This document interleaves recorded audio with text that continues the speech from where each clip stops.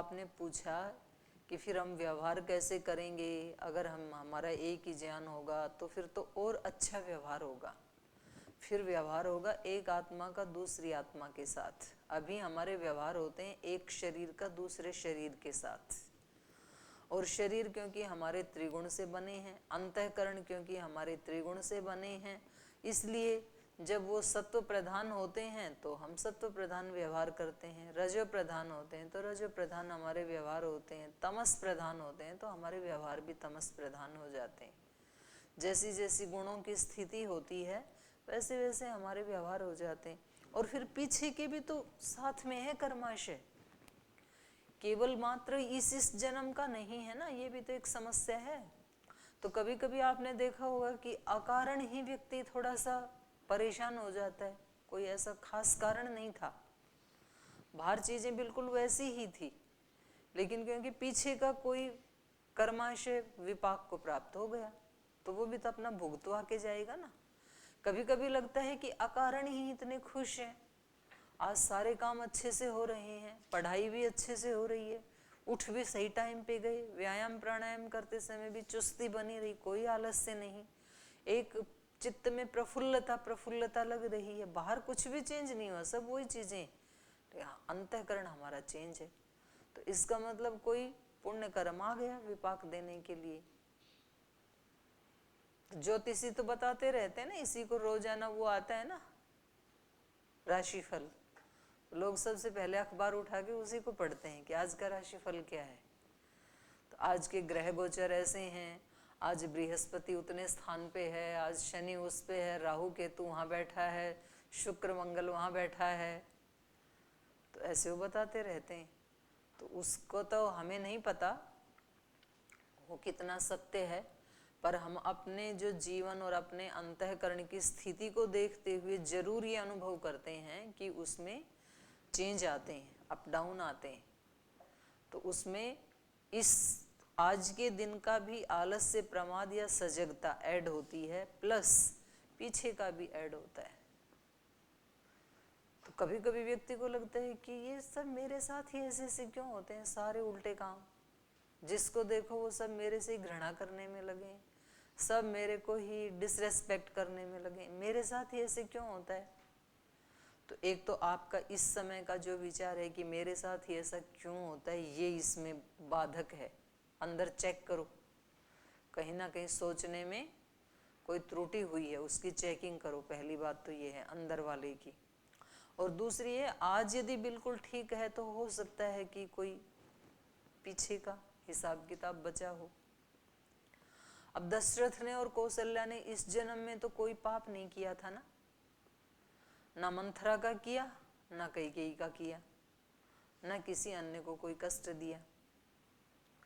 फिर इनको इतना बड़ा कष्ट क्यों मिला इन आत्माओं से, दोनों से? पीछे का भी तो है। पीछे जब श्रवण कुमार को मार दिया था और उसके माता पिता तड़फ रहे थे, तो ये कैकेयी और कोई नहीं थी, वो श्रवण कुमार की माता जी थी, आके अपना बदला ले लिया। ये भरत कोई और नहीं थे, ये श्रवण कुमार ही थे। तो पीछे का भी तो आ रहा है हमारे साथ। तो कब आके कौन सी आत्मा अपना पीछे का हिसाब किताब पूरा कर लेगी तो अच्छी बात है, पूरा कर लिया तो मुक्त हुए। अब इस जन्म में हमने उनका कुछ भी अहित नहीं किया, और आप देखेंगे अकारण से ही कुछ व्यक्ति शत्रुता पाल लेते हैं, उनका कोई बुरा नहीं किया हमने। और आप देखेंगे कुछ आत्माएं अकारण ही मित्रता पाल लेती हैं, उनका हमने कोई उपकार नहीं किया, पर वो ऐसे खींचे चले आते हैं, उनसे ऐसी मैत्री हो जाती है और वो हमारा बहुत हित करके चले जाते हैं जीवन में। तो ये क्या है, इस जन्म में तो ऐसा कुछ भी नहीं किया था, तो पीछे का भी तो साथ आ रहा है, तो वो आ जाते हैं, वो दे जाते हैं अपना। पर आज हमें गीता बता रही है कि आज हमें कैसे जीना चाहिए। हमें कोशिश करके सात्विक ज्ञान की स्थिति में रहना चाहिए, सात्विक कर्म की या शुद्ध कर्म की स्थिति में रहना चाहिए, और अनन्य भक्ति की स्थिति में रहने का यत्न करना चाहिए जितना ज़्यादा हम कर सकते हैं। और ऐसे ही हमें व्यवहार करने चाहिए दूसरों के साथ। तो जैसा जैसा ज्ञान परिष्कृत होता जाएगा फिर कर्म भी परिष्कृत होंगे, और ज्ञान और कर्म यदि दोनों अच्छे हैं तो फिर भक्ति करने में सुविधा होती है। फिर दीदी जो योगी हो जाते हैं तो उनके अंदर भी तो ये मतलब शरीर में तो सत्व रजतम रहते हैं, तो फिर उन पे कोई प्रभाव नहीं पड़ता इनका वो सत्व सत्व की रजतम? प्रधानता रखते हैं, ज्ञान हो गया ना उनको। तो अब जिसको अपना, हमने तो पढ़ा अभी भगवान कृष्ण का कि ये सात्विक ज्ञान है, पर जिसका अपना ही ये ज्ञान है, जिसको अनुभूति हो गई, तो वो फिर सब में एक ही भगवत दृष्टि उसकी हो जाएगी। तो इसलिए वो सत्व की प्रधानता रहेगी उसके जीवन में। और वो तो जो कुछ छोटी कर्म मोटी चीजें मान लो कोई दूसरे व्यक्ति कर भी देंगे ना, तो उसको वो अंदर नहीं लेगा। और अभी तो हम क्या करते हैं कि बाहर कई बार नहीं दिखाते हैं हम, लेकिन अंदर अंदर चलता रहता है। जैसे किसी व्यक्ति ने हमें कुछ कह दिया, और भले ही हमारे भले के लिए ही कहा हो, और भले ही उस व्यक्ति की वो इंटेंशन नहीं भी हो, पर हम उसको पकड़ करके और उस व्यक्ति को अंदर अंदर से बहुत हम अब्यूज करते रहते हैं, बहुत उसको भला बुरा, उसको नेगेटिव वो भेजते रहते हैं, लेकिन सामने कुछ भी नहीं बोलते हैं। अब अगर हमारा थोड़ा भी ज्ञान बढ़ा हुआ होगा ना, तो हम अभी तो हम क्या सोचते हैं कि देखो मैं कितना समझदार हूँ, मतलब मैंने बाहर कोई हानि भी नहीं होने दी और इस व्यक्ति को रगड़ भी दिया पूरा, तो अंदर अंदर कर रहा हूँ, किसको पता लगा, बाहर तो नहीं ना बोला मैंने। लेकिन यदि हमारा ज्ञान थोड़ा भी बढ़ेगा तो फिर हमारे अंदर इस ज्ञान की उत्पत्ति होगी कि यदि कहना है तो मैं बाहर कह दूंगा कि मुझे आपका ये व्यवहार पसंद नहीं आया और आपके इस व्यवहार से हमारे को बहुत कष्ट हुआ, और लेकिन मैं अंदर एक भी विचार नहीं उठाऊंगा उसके प्रति, क्योंकि इससे मेरा नुकसान हो जाएगा। तो अंदर ये प्रैक्टिस कर ली कि मुझे दूसरे के बारे में ऐसा नहीं सोचना है, तो अब इस व्यक्ति का बाल बांका नहीं हो सकता है। बाहर भले ही कह भी देगा ना वो, तो भी ज्यादा नुकसान नहीं होगा, और नुकसान होगा तो थोड़ा होगा, लेकिन ये अंदर अंदर जो सोचते रहे, इससे बहुत बड़ा नुकसान होगा। इस जीवन का भी हुआ और आगे तक के लिए भी हमने नुकसान कर लिया फिर, क्योंकि यही अंतःकरण लेके जाएंगे। और इस जीवन का नुकसान इसलिए कि इसी अंतःकरण से अब हम और 10 लोगों से जब मिलेंगे तो उन लोगों के साथ भी ऐसा ही बिहेव करेंगे हम, क्योंकि हमारे अंदर वही है ना, और फिर उनके साथ वैसा व्यवहार करेंगे तो वो संस्कार और बढ़ जाएंगे, फिर अगले 10-20 लोगों के साथ करेंगे तब तक और उसमें चांस होंगे नीचे गिरने के। तो जैसे जैसे ज्ञान परिष्कृत होगा तो ये व्यक्ति अंदर का ज्यादा ध्यान रखेगा अपना, बाहर थोड़ा नुकसान हो भी जाए तो भी चलेगा, पर अंदर नुकसान नहीं होने देगा।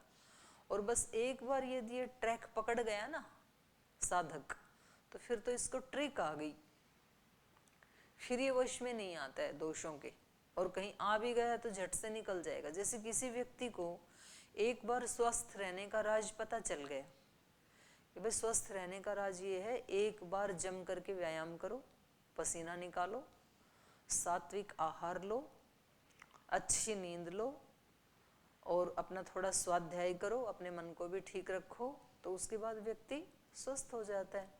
तो जो रोगी थे वो भी स्वस्थ हो गए।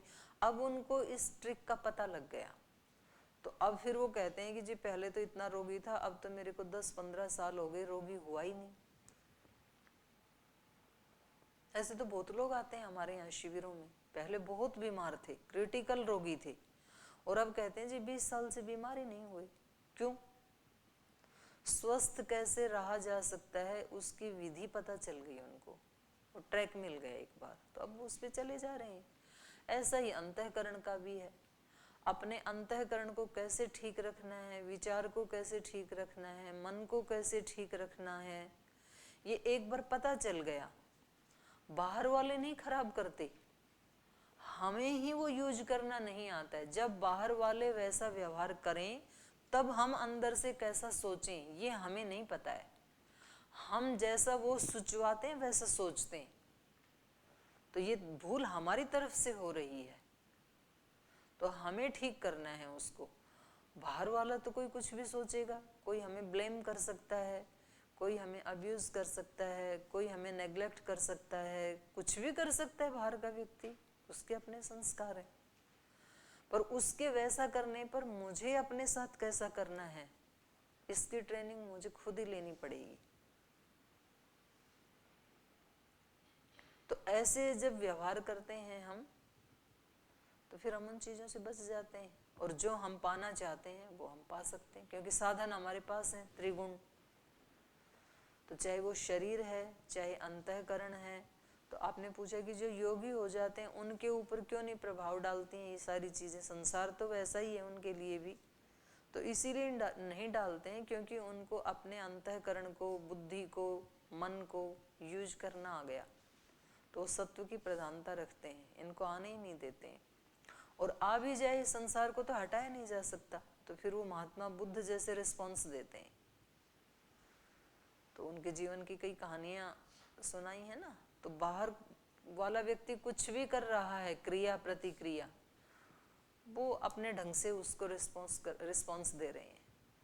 कोई बहुत ज्यादा उनके चरणों में गिर रहा है तो भी उन पे प्रभाव नहीं पड़ रहा है। कोई बाहर बहुत ज्यादा गाली निकाल रहा है तो भी नहीं पड़ रहा है। कोई बाहर रो रहा है तो भी नहीं पड़ रहा है। हमें क्या करना है? कोई प्रभाव नहीं पड़ रहा है इसका मतलब ये नहीं है कि संसार की उपेक्षा कर दी, नहीं, संसार की तो बहुत सेवा की, लेकिन कैसे की? जैसे अपनी आत्मा निर्देश देती है, या जैसे अभी हमें अपनी आत्मा के निर्देश का नहीं पता, तो अब हम कैसे करें? जैसे शास्त्र निर्देश देता है, जैसा महापुरुषों ने कहा वैसा हम करने लगें, और फिर वो ज्ञान हमारा भी वैसा ही हो जाता है। पहले तो महाराज जी ने बताया कि व्यायाम करो, प्राणायाम करो, योग करो, आप स्वस्थ हो जाएंगे। तो पहले तो उनकी बात को माना, और फिर जब हम करने लगे तो हमारा ज्ञान भी वही हो गया जो गुरु का ज्ञान था। तो दोनों का एक ही हो गया, अपना अनुभव जुड़ गया उसमें। तो इसीलिए महापुरुषों की ये जीवनियां पढ़ना, उनके वाक्यों को पढ़ना, स्वाध्याय करना, इसीलिए ज़्यादा हमारे लिए बेनिफिशियल है। क्योंकि हम चलें कैसे हमें तो पता ही नहीं ना। तो हम इनके बातों को सत्य मान करके चलना शुरू करें, और फिर वो सत्य हमारा भी हो जाएगा। एक और है जी दीदी, जैसे वो जो सुख और दुख होते हैं वो हम शरीर के स्तर पे मतलब तामस ज्ञान में जीते हैं इसलिए होते हैं। कुछ तो कारण रहते हैं, जैसे प्रारब्ध हो गया, हमारा अभ्यास हो गया, और ये सत्व रजस तमस इनमें से नहीं, पर प्रारब्ध भी तो आपने ही बनाया था ना। हाँ, तो उसकी जिम्मेदारी भी कौन लेगा? खुद ही ले। तो उसको हटाएगा कौन? खुद ही हटाएंगे। तो उससे अब परेशान होने से तो कोई फायदा नहीं है ना। तो अब तो खुश रहते हुए उसको भुगत के आगे नहीं बनने देना है। दीदी वो यूँ पूछ रही थी कि शरीर के स्तर पे हम रहते हैं, वो इस कारण होते हैं हमको सुख दुख? हाँ, क्योंकि हमने अपना अस्तित्व, अपना व्यक्तित्व शरीर को ही मान रखा है, इसलिए होते हैं। और दीदी जैसे हम कोई अच्छा काम करते हैं तो भी हमको प्रसन्नता होती है, तो यूँ कहते हैं ना कि जितना सुख मिलेगा उतना ही दुख भी मिलेगा, तो फिर नहीं, ये तो बना रखी है कहावतें ना लोगों ने। ऐसी बातों को ध्यान नहीं देना चाहिए हमें। लोगों ने ऐसे बना रखा, भाई ज्यादा खुश मत होना, क्योंकि खुशी के बाद फिर उतना ही रोना पड़ता है। क्यों रोना पड़ता है भाई? खूब खुश रहो। तो व्यक्ति उसी समय बीज बो रहा है, जिस समय खुश है ना उसी समय बीज बो रहा है। वो कह रहा है कि आगे रोना पड़ेगा, फिर तो रोना पड़ेगा, ऐसे सोच लिया तब तो। क्योंकि आपने खुद ही प्रोग्रामिंग कर दी अपने माइंड की कि इसके बाद क्या आना है? दुख आना है। कोई जरूरी थोड़ी है दुख आना ही है, आएगा तो उसका उस समय देखेंगे हमें क्या उत्तर देना है। अभी तो खुश है ना, तो इसको जी भर के खुशी को तो सेलिब्रेट करो। वो खुशी के टाइम भी बस ज्यादा खुश मत होना, ज्यादा मत हंसना, नहीं तो रोना पड़ेगा। जैसे दूसरे कहते हैं हाँ, अगर खुश रहो तो। हाँ, वही तो। वो हमने सुन के फिर हमने ऐसे विश्वास कर लिया उन चीजों के ऊपर, तो जो ऐसे चली आ रही हैं कहावतें। जी, चलिए चले आगे चले।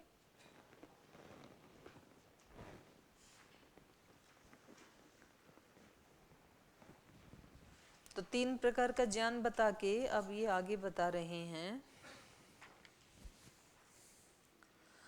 नियतं संगरहितं रागद्वेषतः कृतं अपलप्रेप्सुना कर्म यत्तत् सात्विकमुच्यते यत्तु कामेप्सुना कर्म साहंकारेण वा पुनः क्रियते बहुलायासं तद्राजसम् उदाहृतम् अनुबन्धं क्षयं हिंसाम् अनवेक्ष्य च पौरुषं मोहादारभ्यते कर्म तत्तामसम् उच्यते। तो अब ये कर्म के बारे में बता रहे हैं। पहले तो ज्ञान के बारे में बताया, अब कर्म भी करें। कर्म भी 3 प्रकार के होते हैं, सात्विक, राजसिक, तामसिक। नियतम संगरहितम अराग द्वेषतः कृतम, जो कर्म हमारे कैसे होते हैं, नियतम। नियत मतलब शास्त्र विहित। ब्रह्मचारी के लिए ये नियत कर्म हैं, गृहस्थी के लिए ये हैं, वानप्रस्थ संन्यास के लिए ये हैं। तो 2 प्रकार के नियत कर्म होते हैं, एक वर्ण के अनुसार नियत होते हैं, एक आश्रम के अनुसार नियत होते हैं। तो वर्ण वाले कर्म तो कभी भी चेंज नहीं होते हैं और आश्रम वाले चेंज हो जाते हैं, ठीक है। तो वर्ण वाले हो गए ब्राह्मण, क्षत्रिय, वैश्य, शूद्र, जैसी जिसकी प्रकृति है, जैसे जिसके संस्कार हैं, तो वो तो उसके सारी जिंदगी रहते हैं। और आश्रम वाले बदल जाते हैं। पहले ब्रह्मचर्य आश्रम में अलग नियत कर्म होते हैं, फिर गृहस्थ के लिए अलग हो जाते हैं, फिर वानप्रस्थ के लिए अलग और सन्यासी के लिए अलग। कुछ कॉमन होते हैं, कुछ बदल जाते हैं। तो जो जिस आश्रम में है वो वैसे नियत कर्म करे अपने। चारों आश्रमों में से जहाँ जो है वो अपने उस आश्रम के अनुसार जो शास्त्र बता रहा है वैसे कर्म करे, तो उसको कहा नियतम। संगरहितम, लेकिन कैसे करे, आसक्ति से रहित होकर के करे। नियत कर्म तो करे लेकिन आसक्त ना हो उनमें। अराग द्वेषतः, और बिना राग और बिना द्वेष के करे, क्योंकि अच्छे कर्मों में राग होता है और जो हमें पसंद नहीं है उनमें द्वेष होता है। तो जब जब भी ये मन में द्वेष आए ना, शास्त्र को पढ़ने के लिए मन में द्वेष आता है। द्वेष का मतलब अप्रीति। जब पढ़ने में मन नहीं लगता है तो ये क्या हो गया, हमारा द्वेषपूर्ण कर्म हो गया।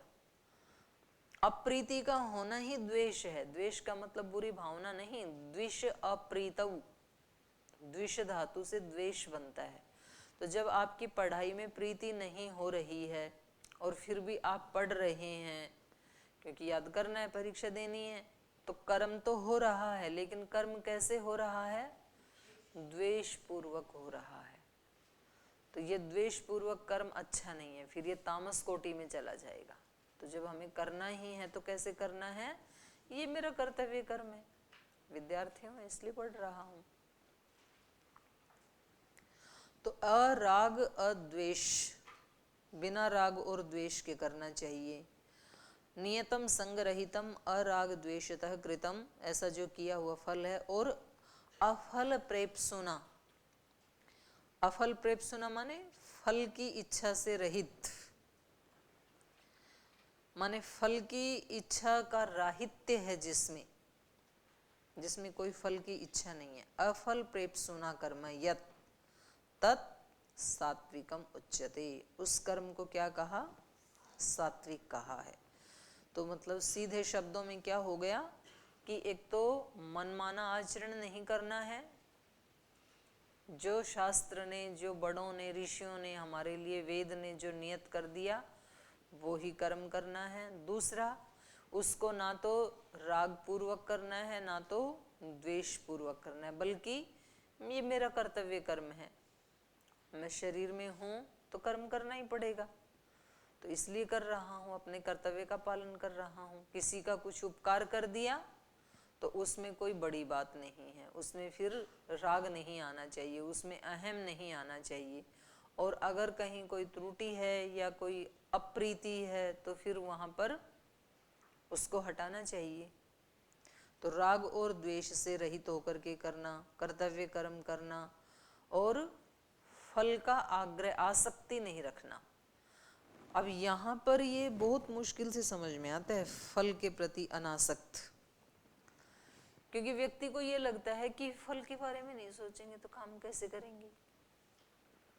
फल तो रहता ही है ना सामने, फल सामने रहे वो हानि नहीं करता है, फल तो रहेगा ही सामने।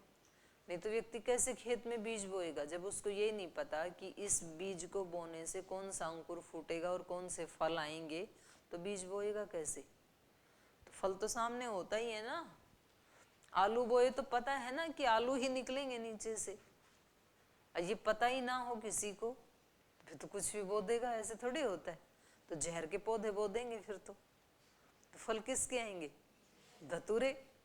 धतूरा बोता है कोई खेत में, वो तो उग जाते हैं, एक आध भले ही पूजा के लिए कोई बो दे, पूरी खेती थोड़े ना करते हैं उसकी। तो ये तो पता होता ही है हमें कि हमें क्या काम करना है, तभी तो हम बुरे कर्म से बच पाएंगे। तो ये दोष नहीं है कि हमें पता ही ना हो जी फल के बारे में क्या सोचना। फल के बारे में तो सोचना ही पड़ेगा। पढ़ाई कर रहे हैं, एक कदम इधर रख रहे हैं, तो इसका परिणाम क्या होगा, परिणाम तो पता होता ही है व्यक्ति को, तभी कर्म होगा। पर उसके प्रति आसक्ति होना ये फिर दुखदाई होती है। खेती की ये भी पता है कौन सा बीज बोना है, ये भी पता है इस पे फल कौन से आएंगे, पर उनमें आसक्ति नहीं है। ठीक है, हमने अपना कर्म किया, हमने बो दिया, नलाई भी की, अब जो भी आएगा आ जाएगा, उसके प्रति टेंशन क्या लेना है। जितना होगा जैसा होगा ठीक है। आलू मोटा आएगा कि पतला आएगा, इतने किलो आएगा कि इतने किलो नहीं आएगा, नहीं आएगा तो क्या मैं आत्महत्या कर लूँगा, मेरा तो पुरुषार्थ ही व्यर्थ चला जाएगा, सब लोग मेरे को ऐसे कहेंगे ये क्या खेती की, कितनी भी टेंशन व्यक्ति कर सकता है। और मैं अपने काम कर रहा हूँ, मैंने पूरा पुरुषार्थ किया है, जो भी आएगा वो अच्छा ही आएगा। और उसके बाद मानो कि छोटे आलू निकल आए, फिर ठीक है छोटे भी आलू होते हैं ना, तो क्या हुआ, तो अच्छी बात है, उसको काटना भी नहीं पड़ेगा, या काटेंगे तो 2 टुकड़े करने पड़ेंगे, अच्छी बात है। मोटे आते तो 5 टुकड़े करने पड़ते, तो क्या दिक्कत है। तो संसार में ऐसे भी होता है, कोई बात नहीं, ये भी ठीक है। तो ये व्यक्ति सहज रहेगा जब इसकी आसक्ति नहीं होगी ना कर्म फल के प्रति। कर्म फल के प्रति आसक्ति है तो ये फल आने से पहले भी टेंस रहेगा, और फल आने के बाद भी कुछ ना कुछ इसमें कम ज्यादा, इतना क्यों हुआ, ऐसे क्यों हुआ, फिर भी ये परेशानी रहेगा।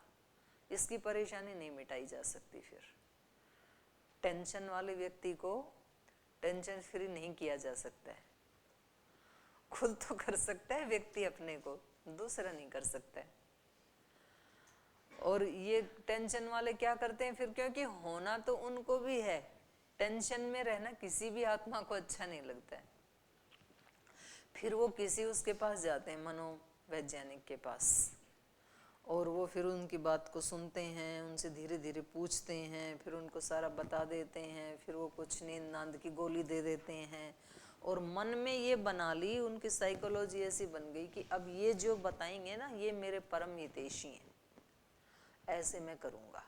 तो बताना क्या है, उनको भी वही बताना है, लेकिन वो क्या करते हैं, वो थोड़ा अपनापन दिखाते हैं उनके प्रति।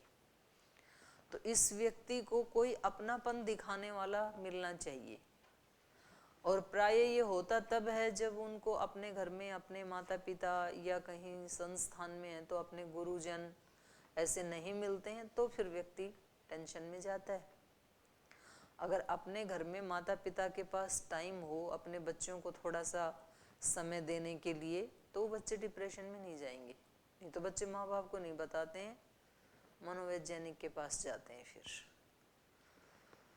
तो इसलिए आज का जो चल रहा है युग का, सब वो धन कमाने में लगे रहते हैं, ना माँ के पास टाइम है ना पिता के पास टाइम है, बच्चों के लिए खूब सारा धन बटोरने में लगे हैं। बच्चे कहते हैं धन का क्या करें, हमें टाइम दो, थोड़ा हमारे साथ खेलो, हमारे साथ बात करो, हमारे साथ प्रीति करो, क्या करेंगे हम तुम्हारे धन का मकान का, उनको समझ में ही नहीं आता। उनको समझ में तब आता है जब बच्चा हाथ से निकल जाता है, तब क्या करेंगे धन का। तो ऐसे चीजों का बैलेंस बना के रखना। तो कर्म कैसे सात्विक हैं? जिनमें संग रहितता हो, राग द्वेष ना हो, नियत कर्म हो, मनमाना आचरण ना हो और फल की आसक्ति ना हो। अफल प्रेप्सुना कर्म तत् सात्विकम उच्यते। उस कर्म को क्या कहा? सात्विक कर्म कहा। तो हमें अपने कर्मों की क्वालिटी भी ऐसा बनाने की कोशिश करनी है। तो शेष दो प्रकार के कर्म हैं, इनकी चर्चा कल करेंगे। आज यहीं विराम देते हैं।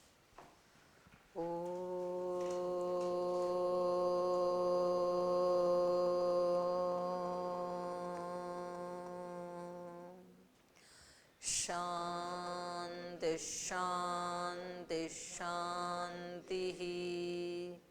श्री गुरुभ्यो नमः। हे हृदयेश्वर, हे सर्वेश्वर, हे प्राणेश्वर, हे परमेश्वर।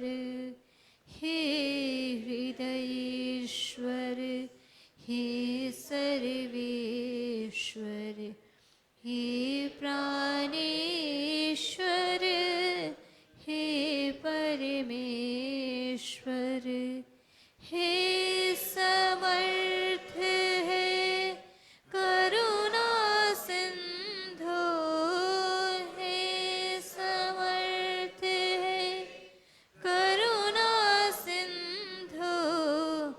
बिनती स्वीकार करो, बिनती स्वीकार करो। भूल दिखा कर उसे मिटा कर, भूल दिखा कर उसे मिटा कर अपना प्रेम प्रदान करो, अपना प्रेम प्रदान करो। पीर हरो हरि, पीर हरो, पीर हरो हरि, पीर हरो, पीर हरो हरि, पीर हरो, पीर हरो हरि, पीर हरो। हे हृदयेश्वर, हे सर्वेश्वर, प्राणेश्वर, हे परमेश्वर, हे प्राणेश्वर, हे परमेश्वर, हे प्राणेश्वर, हे परमेश्वर।